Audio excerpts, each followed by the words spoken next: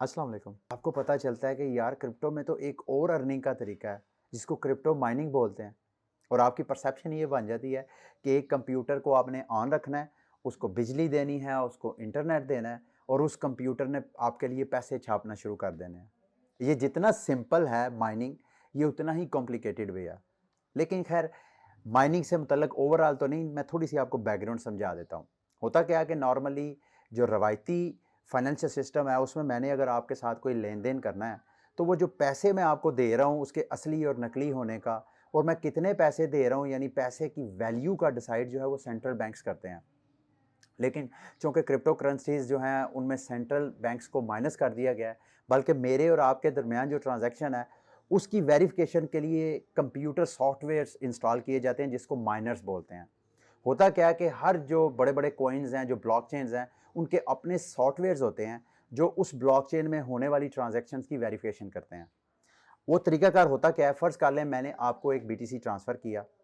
अब वो बीटीसी मेरी ट्रांजैक्शन चले गई कंप्यूटर सॉफ्टवेयर के पास, बीटीसी ब्लॉकचेन का सॉफ्टवेयर के पास। वो सॉफ्टवेयर, अब वो माइनर की एक पूरी लिस्ट है। There are thousands of miners who are waiting for any transaction for validation. तो जब मेरी ट्रांजैक्शन करूंगा वो फॉरेन ट्रांजैक्शन चली जाएगी सिस्टम के अंदर। उस सिस्टम के अंदर जो सबसे पहले कंप्यूटर, जो सबसे पहले माइनर मेरी ट्रांजैक्शन को वेरीफाई करेगा, उस वेरिफिकेशन उसने वेरीफाई कर लिया, उसको तो रिवॉर्ड मिल जाएगा। लेकिन उसकी वैलिडेशन के ऊपर पूरे नेटवर्क में कंसेंसस होता है। जो दूसरे माइनर्स हैं जो फेल हो गए हैं, जिन्होंने टाइम पे उस ट्रांजैक्शन को वैलिडेट नहीं किया, वो उस बंदे की, उस कंप्यूटर की ट्रांजैक्शन को कंफर्म करते हैं, उस पे कंसेंसस क्रिएट करते हैं या इत्तेफाक बनाते हैं आपस में कि वाकयातन इस बंदे ने जो ट्रांजैक्शन को वैलिडेट किया है वो वाकयातन वैसा ही है या वो हैकिंग का एक हिस्सा है, कहीं वो माइनर्स भी मिलके कोई फेक ट्रांजैक्शंस तो नहीं कर रहा। तो ये जो कंसेंसस सिस्टम है ये क्रिप्टो करेंसी की बैकबोन है। यानी एक कंप्यूटर या दो कंप्यूटर्स अगर कोई किसी ट्रांजैक्शन को कंफर्म करते हैं तो जब तक सारे माइनर्स की उसके ऊपर कंसेंसस ना हो वो ट्रांजैक्शन को वैलिडेट ही नहीं करार दिया जाता। तो जैसे मैंने कहा ये क्रिप्टो करेंसी की बैकबोन है।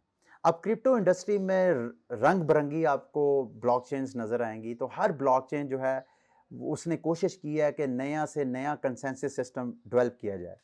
जो सबसे पहला कंसेंसस सिस्टम आया उसको प्रूफ ऑफ वर्क बोलते हैं, जिस पे बीटीसी इथीरियम का जो पुराना मॉडल है, जो इस वक्त इथीरियम चल रहा है वो मॉडल है। तो प्रूफ ऑफ वर्क के बाद आ गया प्रूफ ऑफ स्टेक और एक लंबी लिस्ट है कंसेंसस की, proof of intelligence, proof of authority, फिर हाइब्रिड सिस्टम आ गए, प्रूफ ऑफ वर्क और प्रूफ ऑफ स्टेक। जो इथीरियम का सेकंड वर्जन आ रहा है इथीरियम 2.0, उसमें कहा जा रहा है कि वो हाइब्रिड सिस्टम होगा। तो बाइनांस का भी एक अपना ब्लॉकचेन है जिसको, एक तो बाइनांस के मैं बताऊं दो ब्लॉकचेन है एक्चुअली, एक बाइनांस चेन है और एक बाइनांस स्मार्ट चेन है। इस वीडियो में आपको मैं एक तरह का बाइनांस का जो कंसेंसस सिस्टम है उसको प्रूफ ऑफ स्टेक अथॉरिटी बोलते हैं। अब उसमें आपको माइनिंग वगैरह तो नहीं करनी होती है, लेकिन आपको सिर्फ समझने के लिए मैं माइनिंग का ही वर्ड यूज़ करूंगा पूरी वीडियो में।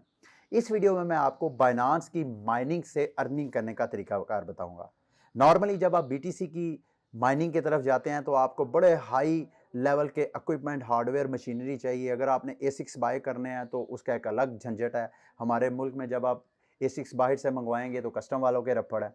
फिर आपके पास अगर यहाँ पे आप जीपी ग्राफिक कार्ड लगा के अगर कोई मतलब वो एक रिग टाइप बनाते हैं तो उस रिग पे जो हमारे मुल्क में लोड शेडिंग के मसाइल हैं, इलेक्ट्रिसिटी इतनी महंगी है, तो आपके लिए बीटीसी की माइनिंग बहुत मुश्किल है। लेकिन अब हम आते हैं बाइनांस के मुतल्लिक आप कैसे अर्न कर सकते हैं। ये एक अपॉर्चुनिटी है। अगर आप बीटीसी माइनिंग की तरफ, इथीरियम माइनिंग की तरफ नहीं जा सकते तो मेरी ये वीडियो लाजमी देखिएगा। आप छोटी सी, आपने माइनिंग के लिए कुछ नहीं करना, सिर्फ आपने बाइनांस के ब्लॉकचेन सिस्टम को समझना है, बाइनांस स्मार्ट चेन, और उस सिस्टम में आप अगर पार्टिसिपेट करेंगे तो आप ऐसे ही अर्न कर रहे होंगे जैसे कि बीटीसी माइनर माइनिंग के लिए, यानी फ्री पैसे आप छाप सकते हैं। अच्छा, थोड़ा सा बाइनांस के स्मार्ट चेन को, इसके कंसेंसस को समझने की कोशिश करते हैं। जो दूसरे कंसेंसस सिस्टम है, जैसे कि मैं बीटीसी की बात कर रहा हूँ, उसमें तो माइनर्स जो हैं कंफर्मेशन करते हैं। बाइनांस का स्मार्ट चेन, ब्लॉकचेन, उसके लिए बड़ा डिफरेंट सिस्टम है। उसमें क्या होता है कि 21 कम्युनिटी मेंबर्स होते हैं जिनको सारी कम्युनिटी बाइनांस वैलिडेटर्स बोलता है, और उन वैलिडेटर को जो वोट करते हैं उनको बाइनांस स्मार्ट चेन में डेलीगेटर्स बोलते हैं। अब आपके पास ऑप्शन है, या तो आप वैलिडेटर बन जाए या आप डेलीगेटर बन जाए। आप ये डिसाइड करते हैं कि यार अगर मैं वैलिडेटर बनना चाहता हूँ तो बाइनांस की क्या रिक्वायरमेंट है और डेलीगेटर की क्या रिक्वायरमेंट है। सबसे पहले मैं डेलीगेटर बता दें तो डेलीगेटर की कोई बड़ी रिक्वायरमेंट नहीं है, सिर्फ आपके पास एक बीएनबी अगर है, एक बीएनबी की क्या वैल्यू है, 245 250 डॉलर का एक बीएनबी जब मैं ये वीडियो बना रहा हूँ। तो डेलीगेटर तो आप ऑलरेडी हैं, अगर आपके पास बाइनांस का अपना जो टोकन है बीएनबी वो आपके पास है। अब आते हैं कि अगर आप वैलिडेटर बनना चाहते हैं, क्योंकि वैलिडेटर को सबसे ज़्यादा बेनिफिट मिलता है। वैलिडेटर की रिक्वायरमेंट है बीएनबी की, सॉरी बाइनांस स्मार्ट चेन की, उसमें हार्डवेयर इतनी बड़ी टेंशन नहीं है। जो मिनिमम आपके पास टोकन्स होने चाहिए बीएनबी के कैंडिडेट बनने के लिए, अभी वैलिडेटर नहीं, आपने कैंडिडेटर बनने के लिए कम से कम 10,000 बीएनबी आपके अकाउंट में होना चाहिए। अच्छा 10,000 आपने जैसे तैसे कर लिया, 25 30 40 लाख की इन्वेस्टमेंट करके या 50 लाख की करके, उसके बाद आप कैंडिडेट बन गए। उसके बाद आपने चले जाना है कम्युनिटी के पास बाइनांस की, जो कि इस माइनिंग के सिस्टम में या कंसेंसस सिस्टम में शामिल है अर्निंग के लिए। वहाँ पे डेलीगेटर्स जो हैं मेरे जैसे, जिनके पास एक से ज़्यादा बीएनबी हैं, वो वोटिंग देंगे ऐसे कैंडिडेट्स को जिनके पास 10,000 से ज़्यादा बीएनबी है। और जब ये वोटिंग सिस्टम होगी, और आप हैरान होंगे कि ये सारा ऑटोमेटिक सिस्टम है और हर 24 घंटे के बाद ये इलेक्शन होते हैं, हर 24 घंटे के बाद ये इलेक्शन होते हैं बीएनबी के इस कंसेंसस सिस्टम में। तो जिन कैंडिडेट्स के पास सबसे ज़्यादा बीएनबी कलेक्ट हो जाते हैं डेलीगेटर से, और उनका अपना जो स्टेक होता है, जिनके पास सबसे ज़्यादा हो जाता है, उनमें से 21 अफराद को सिस्टम ऑटोमेटिक अप्रूव कर देता है और वो बाइनांस के स्मार्ट चेन की जितनी ट्रांजैक्शंस हैं उनकी वो वैलिडेशन करते हैं और उस पर अर्निंग होती है। बाइनांस ने हालिया जो स्टेटिस्टिक्स अपने शेयर किए हैं उसमें बताया गया कि मार्च के महीने में जो एवरेज 21 वैलिडेटर के अकाउंट में जो बीएनबी है, तकरीबन 1,50,000 बीएनबी उनके पास है। यानी 21 मेंबर बनने के लिए जो एवरेज अमाउंट थी, जो 21 मेंबर थे उनके पास 1,50,000 बीएनबी है।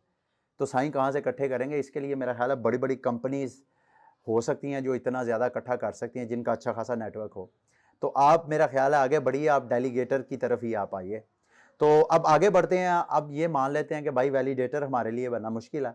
अब डेलीगेटर मैं आपको बनाता हूँ, मैं खुद भी डेलीगेटर बनना चाहता हूँ। इसके लिए आपको बाइनांस का जो अपना एप्लीकेशन है, बाइनांस जो इस वक्त आपको स्क्रीन पे भी नज़र आ रहा है, उस पर आपको करने की ज़रूरत नहीं है, बल्कि बाइनांस का जो अपना सॉफ्टवेयर वॉलेट है, जिसको डेक्स भी बोलते हैं, ट्रस्ट वॉलेट, उसमें आपने अपने बीएनबी को स्टेक करना है और उस स्टेकिंग में आप एक्चुअली ये माइनिंग वगैरह कर सकते हैं। या माइनिंग, मैंने आपको बताया था, एक्चुअली ये है माइनिंग नहीं है, क्योंकि ये proof of stake authority system है। तो इस वजह से आपने सिर्फ बीएनबी स्टेक करने हैं और आपको उस पर फ्री अर्निंग होनी है। तो जैसे फंड्स आपके पास आ जाएंगे, जैसे कि 13 बीएनबी मेरे पास पड़े हुए हैं, तो मैं मोर पे क्लिक करूंगा और यहां पे आपको स्टेक की ऑप्शन नजर आ रही है, इस पे क्लिक करूंगा, स्टेक।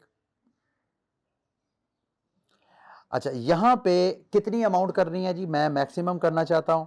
और यहां पे कौन सा वैलिडेटर? अच्छा, यहां पे बीइंग अ डेलीगेटर, बाइनांस आपको अपॉर्चुनिटी देता है कि आप अपनी मर्जी से एक वैलिडेटर को भी वोट कर सकते हैं और एक से ज्यादा को भी कर सकते हैं। और जब आप एक से ज्यादा को वोट करते हैं और आप देखते हैं यार वहां से मुझे इतना ज्यादा बेनिफिट नहीं आ रहा, तो आप किसी और को भी बाद में स्टेक कर सकते हैं।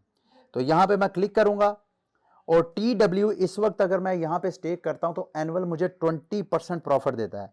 इससे नीचे जो फौजी वाला वैलिडेटर है, अगर मैं उस वहां पे स्टेक करता हूं तो मुझे 23% एनुअल प्रॉफिट मिलता है। ये मैं कहता हूं बहुत ह्यूज प्रॉफिट है एक तरह का। तो सबसे ज्यादा इस वक्त इसी को करते हैं जी। मैं फौजी में इन्वेस्टमेंट करता हूं, यहां पे स्टेक करता हूं, इधर से कंटिन्यू करता हूं, ट्रांजैक्शन कंफर्म होगी, मैक्सिमम नेटवर्क फी है वो लग जाए। ये लें जी, ये मैंने 13 जो BNB हैं रहेंगे मेरे अकाउंट में, लेकिन ये स्टेक हो गए हैं। ये वैलिडेटर का जो अपना पूल है, जो अपना स्टेक है, उस स्टेक में मेरे जो 13 BNB हैं वो भी प्लस हो गए हैं।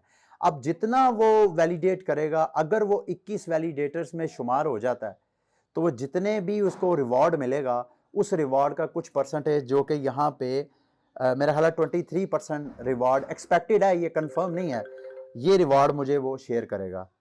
तो ये वो सारी वीडियो थी स्टेकिंग से मुतल्लक। अगर आपके पास BNB नहीं पड़ा, बहुत से लोग आके मुझसे पूछते हैं कि भाई मुझे कौन सा कॉइन बाय करना चाहिए, कौन सा नहीं करना चाहिए। तो यकीन मानिए मुझे BNB के अंदर बहुत ज़्यादा पोटेंशियल नज़र आया, क्योंकि देखें आपने BNB तो होल्ड करना है। मेरी नज़र में BNB का फ्यूचर बहुत ब्राइट है। ये मेरी फाइनेंशियल एडवाइस नहीं है, ये मैं अपनी ज़ात के लिए बात कर रहा हूँ कि मेरी नज़र में मेरे लिए BNB में इन्वेस्टमेंट करना बहुत अच्छी अपॉर्चुनिटी है। एक तो ये कि BNB की वैल्यू मैं अपने लिए होप कर रहा हूँ कि ये स्काई रॉकेट होगी। उम्मीद है 500, 1000, $2000 तक ये अगले 1-2 माह के अंदर जाए। एक तो वैल्यू इसकी अप होगी, दूसरा इसके ऊपर जो आपको स्टेकिंग प्रॉफिट मिल रहा है 20-23%, वो मैं तो कहूँ ये एनुअल प्रॉफिट है। ये मैं आपको बता दूं, ये नहीं कि आपने स्टे किया है तो पर मंथ आपको 20% मिलेगा। ये APR है, यानी एनुअल परसेंटेज रिटर्न आपको जो मिलेगा। तो ये एनुअल 20% है, फिर भी बहुत ज़्यादा, बजाय इसके आप ADA पे अगर आप स्टे करते हैं तो वहाँ पे मेरा ख्याल है सिर्फ 3-4% आपको उस पर बेनिफिट मिलता है। तो ये वो अपॉर्चुनिटी है, मैं चाह रहा था आप लोगों के साथ शेयर करूं। तो इस हवाले से अगर कोई ऐसी चीज़ आपको समझ नहीं आई है, आप मेरे साथ इस वीडियो के नीचे कमेंट में मेंशन करें, मैं कोशिश करूंगा आपको गाइड करूं। अंटिल नेक्स्ट वीडियो, मुझे इजाज़त दीजिए। अल्लाह हाफिज़।